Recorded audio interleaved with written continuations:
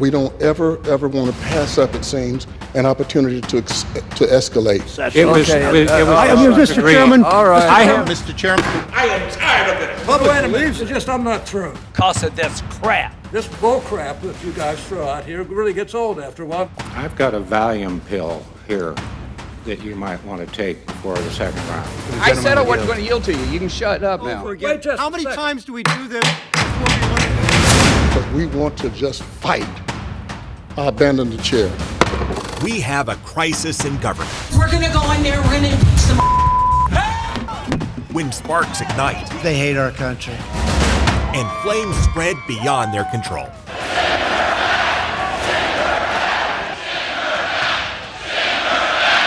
I was not happy when I heard that chant. It was despicable. We're being torn apart. We have a crisis in culture.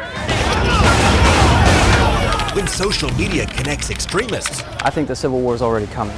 and disconnects the rest. You and I are looking each other in the eye right now, and you don't see a whole lot of that human interaction. And we have a crisis in politics and the media when talking trash gets far more coverage than talking policy.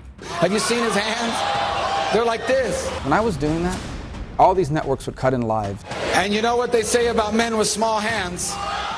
That sort of conflict drives more ratings. People have figured that out, and that's how they get on television. Politicians get that. They recognize that I want to be on the news, I need to say outrageous things, and so it feeds into it. Do you regret those insults back and forth, the tit for tat? Yeah, and I said it at the time because it's not who I am, it's not why I ran. We'll examine the causes and potential remedies for a nation divided in this round of Money, Power, and Politics.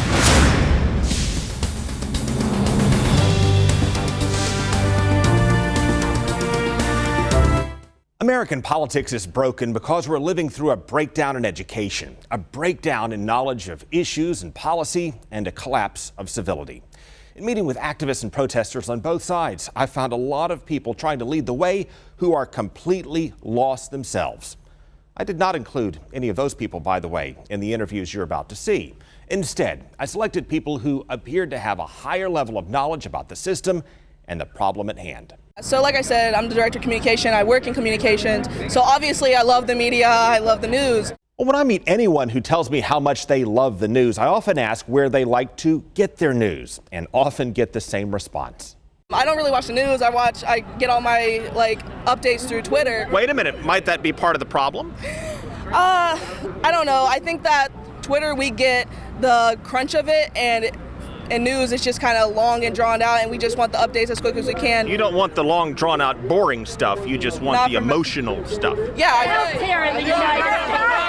And so you hear people on both sides calling one another foul, charged words that keep popping up on their feeds. What were you saying to the lady who just came by? That she's a fascist because she wants... The lady who came by is a fascist?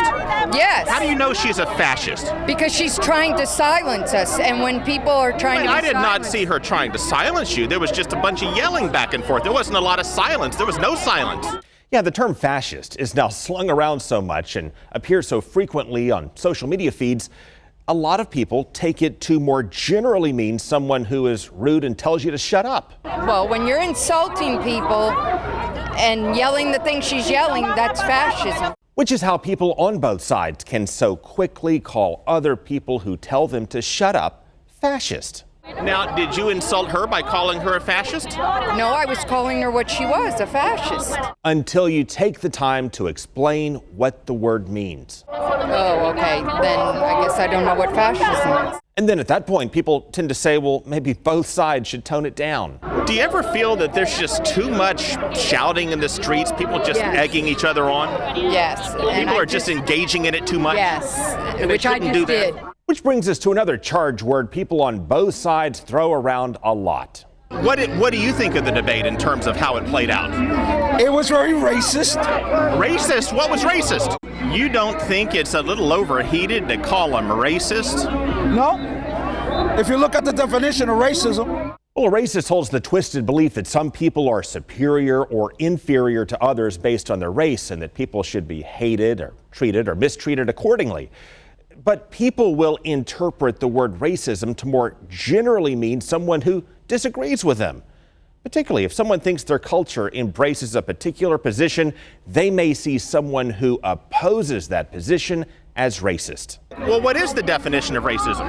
Well, when you do not agree with another group, their culture, when you do not agree with another group's culture. It inflames the dialogue that is not much of a dialogue to begin with. People just seem to be yelling past each other. Yeah, it was very horrible. I feel like nervous walking through this huge group of Trump supporters. I'm witnessing the yelling on both sides here, Yeah. so you can see where they may feel nervous too. Yeah, I can see that. Well, two things are causing this. The first cause, schools scaled back or stopped teaching history and civics. Former Governor Bob Graham helped revive civics in Florida schools years ago, and he told me that civics education was slashed by politicians because politicians benefit from having uninformed voters. There is, unfortunately, a core of people in politics who think it's not to their advantage to have the public very well informed. If more people became engaged, maybe there'd be more opponents running against them when they ran for re-election. Second cause, people stop reading and watching traditional news, and wingnut commentators and social media now deliver the only stuff a lot of people see. That's also, you can see both sides quick. News But is on normally, Twitter, you're going to see the stuff that gets the most likes first. Yeah, you're going to see that. And that's going to be the stuff that's going to get you angry. Yeah, normally. And many who no longer watch or read traditional news now define or interpret the word news to mean a superficial tidbit used to provoke rather than inform. Nowadays, a lot of people like to see aggression from both sides because it gets them going. And both sides score likes and those little angry faces. Yeah, I think people are just going to argue to try to get the Trump people going, and then the Trump people are just going to try to get the Dems going. Why do you just want to get them going? What is that? What purpose does that serve? I don't know. I think they just want to get a reaction out of them so they have something that will go live or go viral. That's kind of the era it is today. Pew Research studies now show around 2/3 of Americans get their news through social media. But the algorithms only expose them to stuff that reinforces their pre-existing beliefs. And a majority who get their news on social media expect it to be inaccurate anyway. And knowing that, they still go there to get their information. I don't listen to Trump because I don't believe anything that he said. I just feel But like... wait a minute, but how would you not believe him if you don't listen to him? No, I mean through Twitter. It forms two sides, both locked in no matter what, until you pull individuals from the group, inject nuance, and press them to think. What would you say to someone who's given lots of money to propel Chuck Schumer's political interests? Money talks and BS walks. To those who oppose Republican orthodoxy on trade? My opinion, for those who oppose the Republican orthodoxy on trade, you had 8 years, and all Obama did was take us down. What about those who continue to spin us in a path to going broke? The ones that continue to do that are the Democrats. Wait a minute, didn't President Trump give Schumer a lot of money, and didn't he oppose Republican orthodoxy on trade, and isn't he signing off on the budgets that are taking us a path to Greece? I believe so. If the Lincoln-Douglas debates played out today, who would win? That's a good one. Douglas. Douglas would win? Why would Douglas beat Lincoln? You're talking about housing, clean water, paved streets. I don't think they were paving streets back then.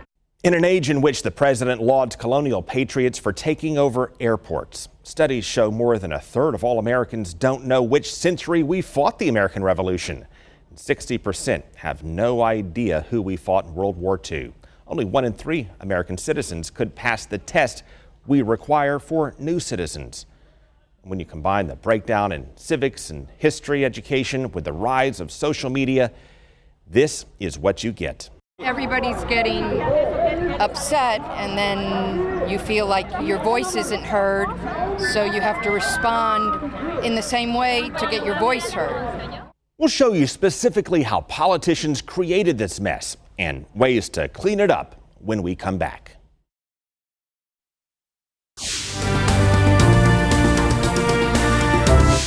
We're living in the age of hostility and dysfunction in politics, in which discourse is dumbed down and the art of compromise is lost.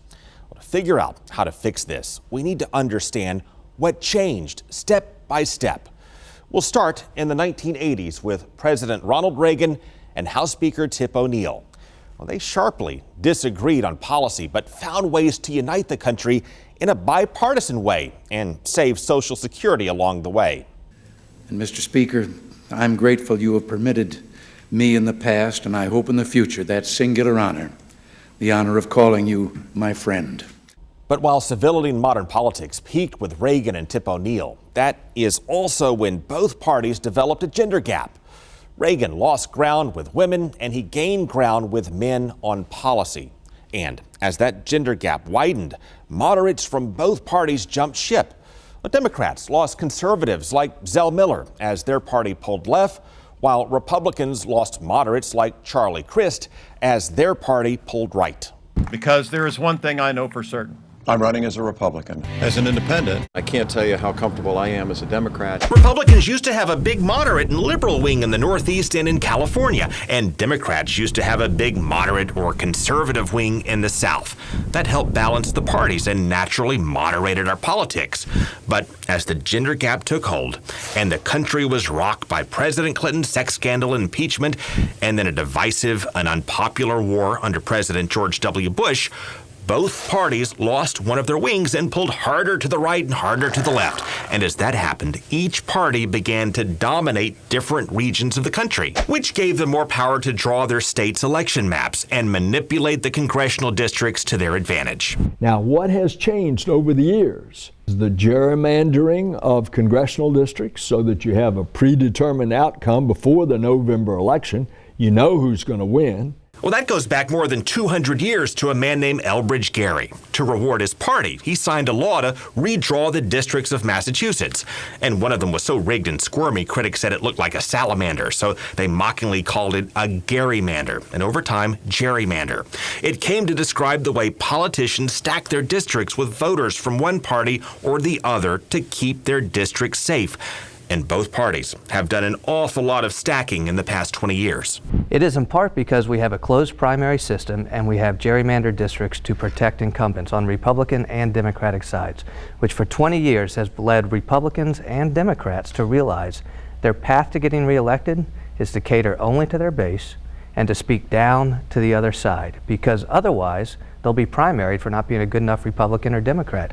Moderate, which by definition means keeping reasonable limits, became a dirty word in politics. Dewhurst has served as a moderate Republican. Meanwhile, the U.S. Supreme Court opened the floodgates to big money. Now special interests can spend unlimited cash smearing candidates they don't like. The bulk of the vitriol that you hear in politics today is predicated by special interest groups who have stuff at stake.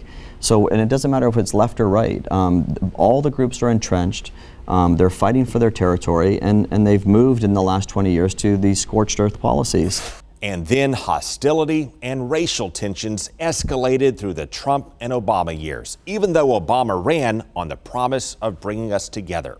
There is not a liberal America and a conservative America. There is the United States of America.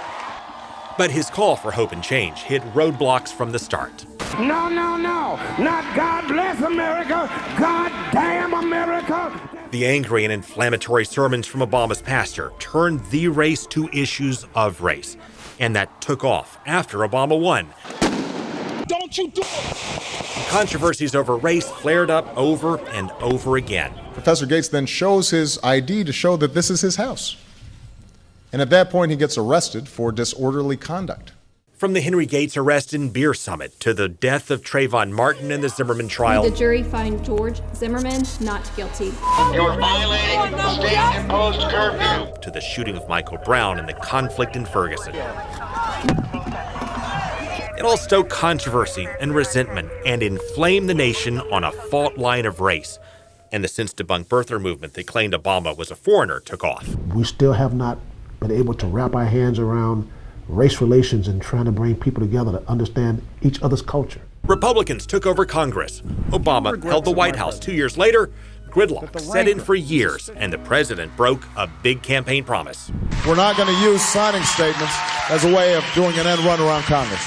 Whenever I can act on my own, I'm going to do that. Then the tension and rancor escalated in 2016 with the race to succeed Obama, with the war between Clinton and Trump. You can put half of Trump supporters into what I call the basket of deplorables. He's the devil. He made a deal with the devil. President Trump had been a leading proponent of the birther movement, and as a candidate, he fed off of fears that had been building for years as our nation's economy and culture changed. It's breeding resentment along lines that I'm not comfortable with, racial lines, demographic lines, ethnic lines. We're scared. We're scared of an Obama presidency. Here's how John McCain responded to his supporters' fears in 2008. He is a decent person and a person that you do not have to be scared as President of the United States. McCain tried to defuse it. He's an Arab. He is not. No? No, ma'am. He's a decent family man, citizen that I just happen to have disagreements with. Now here's how Trump handled a similar situation in his race for president. From White Plains, amen, okay? We have a problem in this country. It's called Muslims. We know our current president is one. Right. You know he's not even an American. We need this birth question. certificates, man. But anyway, we have training camps growing where they want to kill us. Mm-hmm. That's my question. When can we get rid of We're going to be looking at a lot of different things. And, you know, a lot of people are saying that. Trump also won by ridiculing his rivals. As I say, crooked Hillary, crooked Hillary. So when little Marco spews his crap, be crazy Bernie. He's a crazy man. Lion Ted. And it worked. I heard Lion Ted was going to be here, so we had to come represent. You're lying. Once again, Lion Ted! Voters rewarded Trump. America is a better country without you. And Trump's opponents responded by belittling him. Describes his battles with venereal disease as his own personal Vietnam, of a braggadocious, arrogant buffoon. And so the race and our national discourse degenerated into a volley of personal insults that persist to this day. And so today, it's not enough to say the other side is wrong and here's why. It's almost an immediate step towards demonizing the other side. They're not just wrong on this issue, they're evil, they're horrible. And that brings us to the search for solutions. We'll work through options and proposals from both parties when we come back.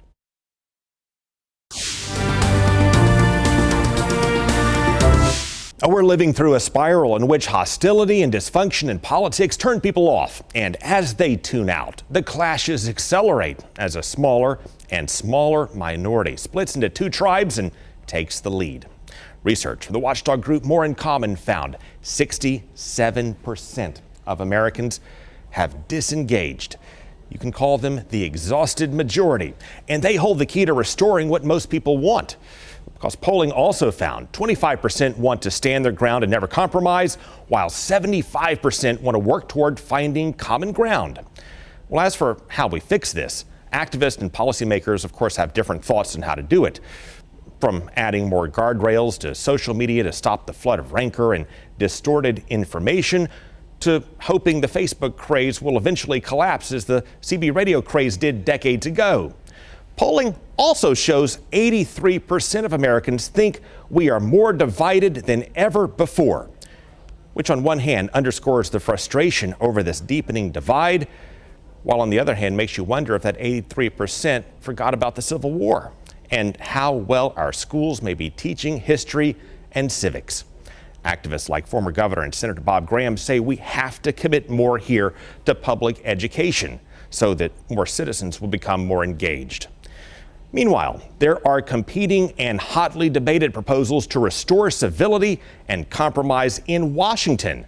Florida's Education Commissioner and former House Speaker Richard Corcoran, for example, says we need term limits. And 8-year term limits across the board on the federal level, I promise you, you'd see a drastic decline in the rancor that you're talking about. Another proposal, former Congressman David Jolly says we need to break the chokehold that big money has on politics. He wants tough new restrictions on political fundraising. Simply prohibit members of Congress, your elected officials, from asking you for money. It gives them their time back to do the job they were elected to do. So what about the politicians now who rig their districts for personal gain? Well, the U.S. Supreme Court did make it harder to stop both parties from gerrymandering. But Florida passed an amendment, and other states ask independent panels to draw the districts to make them more competitive between the parties. There are also proposals to give nonpartisan voters in Florida a say in the primaries. On that note, there are competing ideas of how to do that in our state. We'll work you through the proposals with pros and cons in the coming weeks. Meanwhile, dozens of federal lawmakers from both parties signed this civility pledge, and we'll see how well they keep that pledge in the coming years. And that brings us right back to the voters, who can reward the politicians, who can show how they can work together for common good, and show how they can disagree without being disagreeable. Closing thoughts on that when we come back. The age of social media gives isolated extremists a way to coordinate so that they're no longer isolated. And at the same time, it changed how mainstream Americans interact in ways that are far less personal and far more toxic. It feeds a cycle that stokes anger in an age in which people from different perspectives don't often mix unless they're slinging insults through a keyboard. Well, to that end, we'll continue to examine proposals to restore civility in depth. You'll find a series of long-form interviews and investigations on our YouTube channel. Search for Craig Patrick's Money, Power, and Politics and click subscribe. Meanwhile, we'll continue to map out options and potential remedies each week on Money, Power, and Politics.